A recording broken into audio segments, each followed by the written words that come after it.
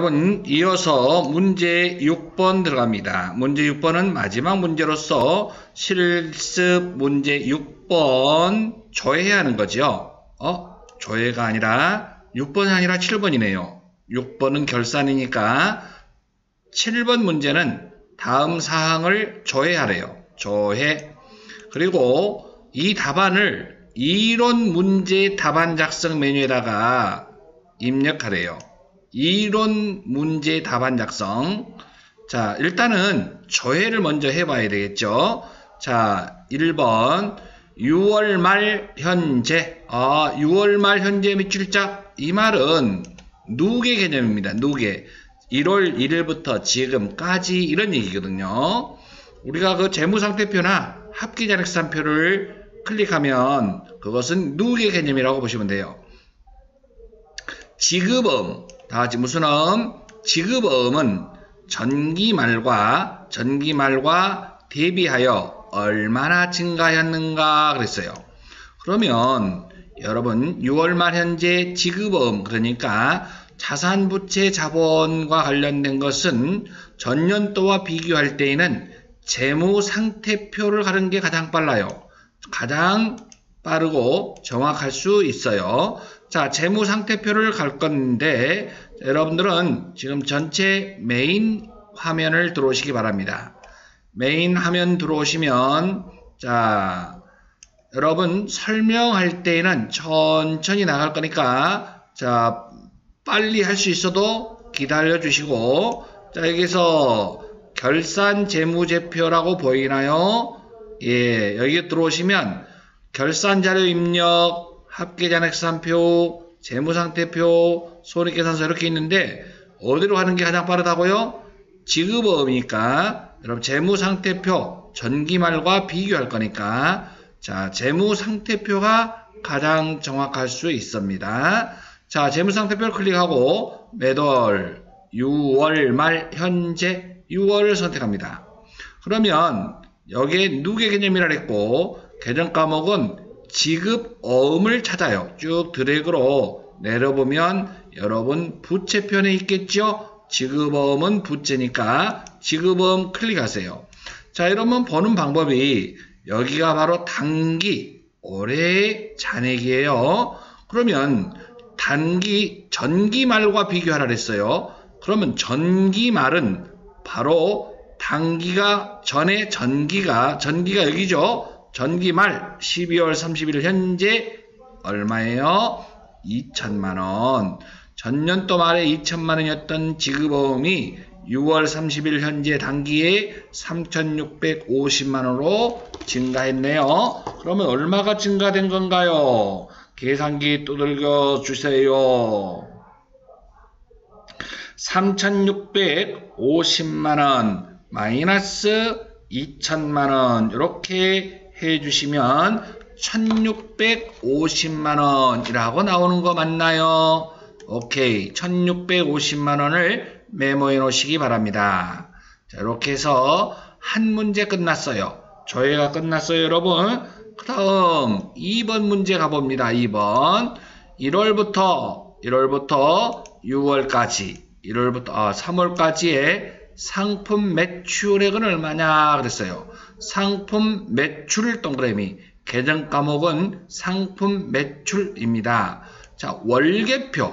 이렇게 1월부터 3월까지 그러면 월계표가 가장 빠르겠습니다. 월계표가 정확할 수 있습니다. 자, 또는 손익계산서 가도 되는데 월계표 한번 우리 가서 조회하는 거 해보도록 하겠습니다.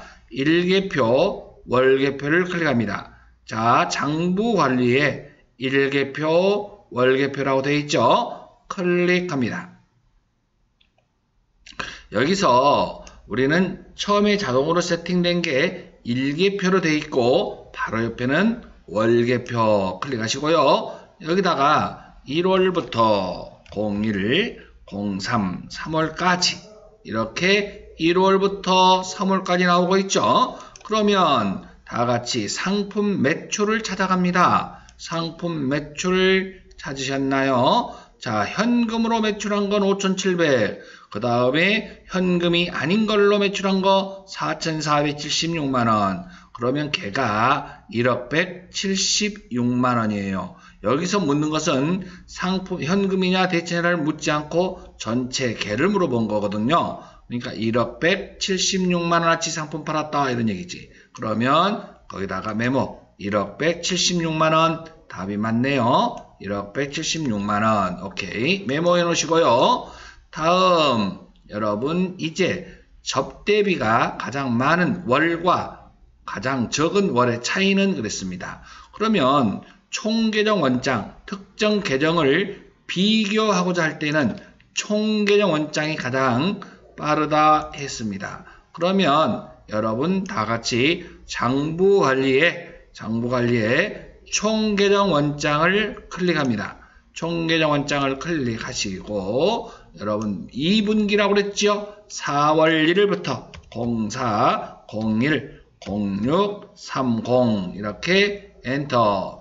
접대비를 칩니다. F2 하시고요. 접대비라고 치고요. 접대비는 800번대 접대비, 판매 관리비. 번호를 알면은 번호를 곧바로 쳐도 되고요. 813번. 그러면 4월, 5월, 6월 중에 여기서 묻는 건 뭐예요? 가장 많은 월과 가장 적은 월의 차이를 물어봤으니까 가장 많은 월 찾아보세요. 여기는 여러분 전월, 2월은 전달에서 넘어왔으니까 요건 아니죠. 4월, 5월, 6월 중에 가장 많은 달은 몇 월달? 4월달. 얼마에서? 110만원에서 가장 적은 달은 얼마? 여러분 60만원을 빼면 되나요? 5월달 60만원을 빼보세요.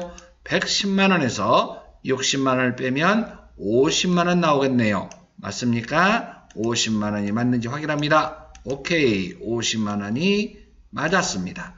여러분 조회도 할만하시죠 이제? 자 여러분 이렇게 조회한 것을 어떻게 하면 되겠습니까? 이제 우리가 여기다가 메모만 해놓으면 안 되고요. 이론 문제 답안 작성이라고 보이나요? 여기를 클릭하셔야 합니다.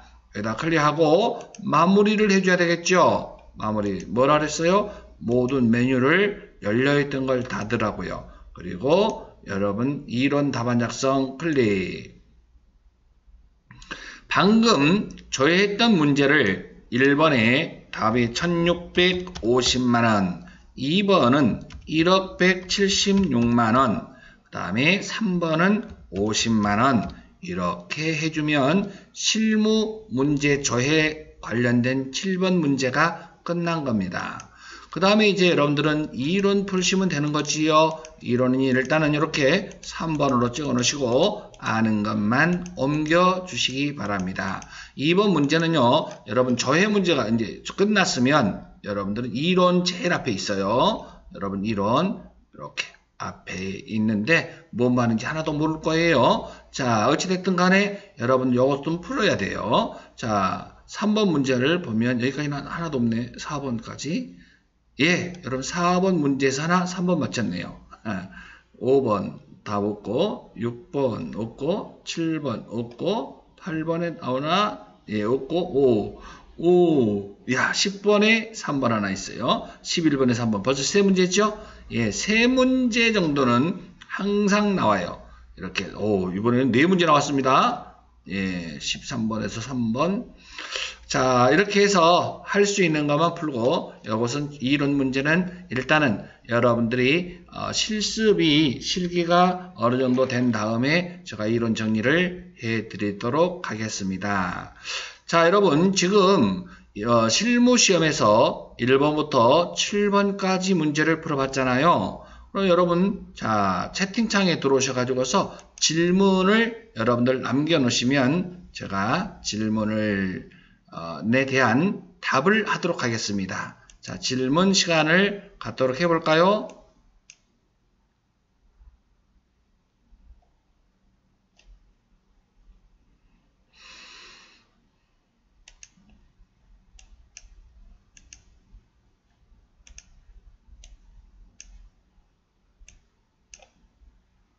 질문 없어요? 이야, 질문이 없을 수가 있나? 너무너무 잘했나요? 예. 특별히 궁금한 게 없고, 하하하하. 자, 여러분들이 질문을 안 하시니까 제가요, 중요하고 주의해야 할 점들 몇 가지를 말씀을 드리겠습니다. 자, 여러분,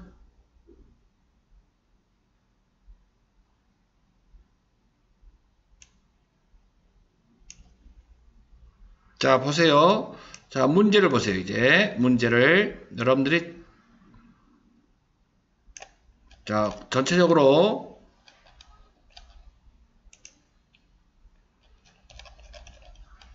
문제 1번 같은 경우는 그냥 공부하지 않아도 어려운 게 아니에요. 문제 2번, 문제 3번 보면 문제 3번까지요. 문제 4번이 여러분 이제 일반 전표 입력인데 여기 문제 4번에서도 거래처 들어가는 거 이렇게 요거 주의할 점이에요. 그 다음에 매출을 쓸 때는 운반비. 그 다음에 여러분 여기에 3번 같은 경우는 여러분 돈 먼저 준 걸 우리는 선급금이라 그러잖아요. 그런데 여기서는 선급 비용으로 회계 처리했다니까 선급금 개념으로 생각하시면 될 것 같고요. 여러분 평상시에 우리는 비용으로 자산으로 처리했는데 이것도 자산이지만 선급 비용으로 회계 처리를 했다. 선급금 대신에 그 개정 과목만 이렇게 했다는 거 바꿔서 사용했다. 다른 것은 뭐 특별한 거 없고 그 다음에 여러분 카드로 결제를 우리가 뭐라 그래요? 소모품비를 구입했는데 카드로 결제했어요. 예상 매입금이라고 쓰지 않았어요. 왜 그랬을까? 판매 목적, 상품이나 원재료 산 게 아니기 때문에 미지급금 그리고 카드 반가 주고요.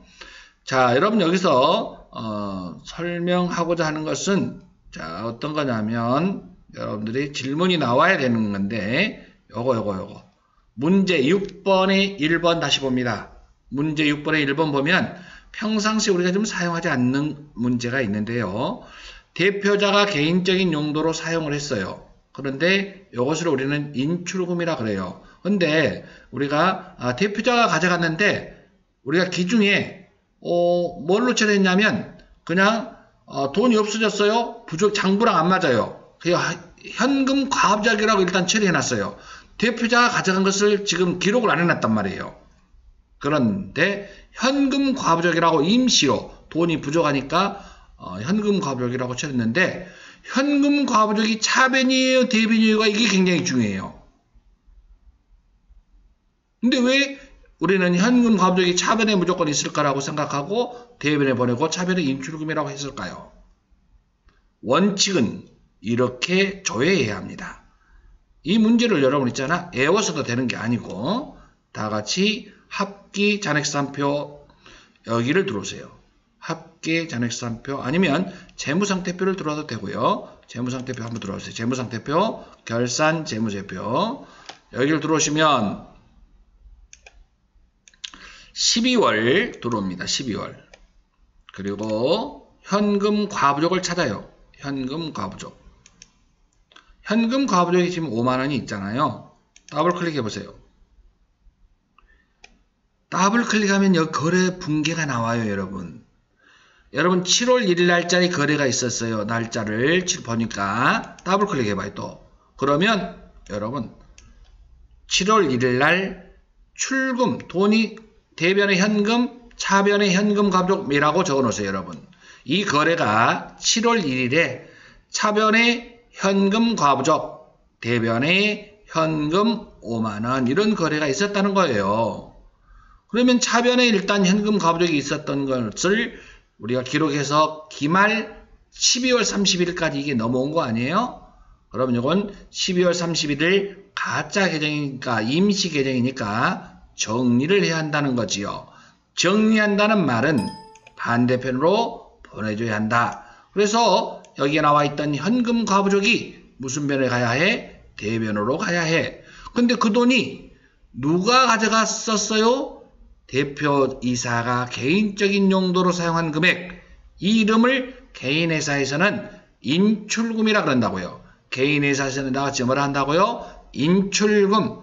여러분 대표자 법인 같은 경우는 가지금 이렇게 회계 처리를 하면 되는데 개인회사란 말이에요. 그래서 대표자 개인이 가져간 걸 뭐라 한다고요? 인출금이라고 한다라는 걸 기억하시기 바랍니다. 그래서 이 문제는 차변의 인출금 5만원, 대변의 현금 과부족 5만원 이렇게 하는 거예요.